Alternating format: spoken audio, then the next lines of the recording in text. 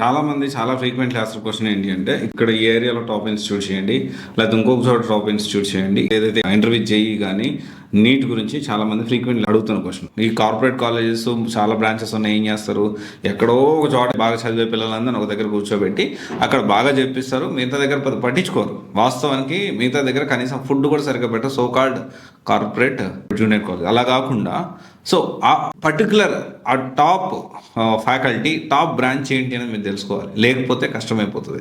At the same time ఆ బ్రాంచ్లో last 3 years నుంచి రిజల్ట్స్ ఎలా ప్రొడ్యూస్ చేస్తున్నారు, ఫ్యాకల్టీ ఫ్రీక్వెంట్గా మారుతున్నారా, లేకపోతే సేమ్ ఫ్యాకల్టీ అప్పటి నుంచి ఒకటే ఉన్నారా, సో దాంతోపాటు ఎలాంటి జాగ్రత్తలు తీసుకుంటున్నారు, పర్సనల్ కేరింగ్ ఉందా లేదా, టెస్ట్ సిరీస్ సరిగ్గా కండక్ట్ చేస్తున్నారా లేదా, సో జేఈతో పాటు అదర్ కాంపిటేటివ్ బిట్స్, ఐజరు, నైజరు ఇలా చాలా కాంపిటేటివ్ ఎగ్జామ్స్ ఉన్నాయి, వాటన్నిటి గైడ్ చేస్తున్నారా లేదా, ఐఐటి, ఎన్ఐటి, ట్రిపుల్ ఇలాంటి కాలేజెస్లో ఎంతమందికి సీట్లు వస్తున్నాయి, జిఎఫ్టీ కాలేజ్లో, డీమ్డ్ యూనివర్సిటీ కాలేజ్లో ఇలా ఎంతమందికి వాళ్ళు గైడ్ చేస్తున్నారు, ఇవన్నీ ఖచ్చితంగా మీరు తెలుసుకోవాలి. ఇలా సెర్చ్ చేస్తున్న ప్రాసెస్లో నాకు ఒక ఇన్స్టిట్యూట్ కనిపించింది, దాని గురించి మేము అప్డేట్ చేస్తాను. ఆస్పిరెంట్స్ ఐఐటి జేఈ కాలేజ్ అని నల్గొండలో ఉంది, 2017లో ఎస్టాబ్లిష్ చేశారు.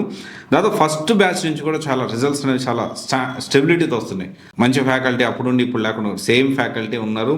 And at the same time top faculty ఎవరైతే ఉన్నారో వీళ్ళు క్లాసులు చెప్పడమే కాకుండా స్టడీ అవర్స్ కూడా సో సేమ్ స్టాండర్డ్ మెయింటైన్ చేస్తూ ఉన్నారు. 18 ఫ్యాకల్టీ ఉంటారు. సో డౌట్స్ క్లియర్స్ కూడా జనరల్ చాలా మంది ఏం చేస్తారంటే జూనియర్ లెక్చర్స్, సో ఎవరో నామకే వస్తే పెడతారు, అలా కాకుండా ఐఐటిఎన్ ఫ్యాకల్టీయే సో ఈ డౌట్స్ క్లియరెన్స్ లో దగ్గరుండి చదివించడం జరుగుతుంది.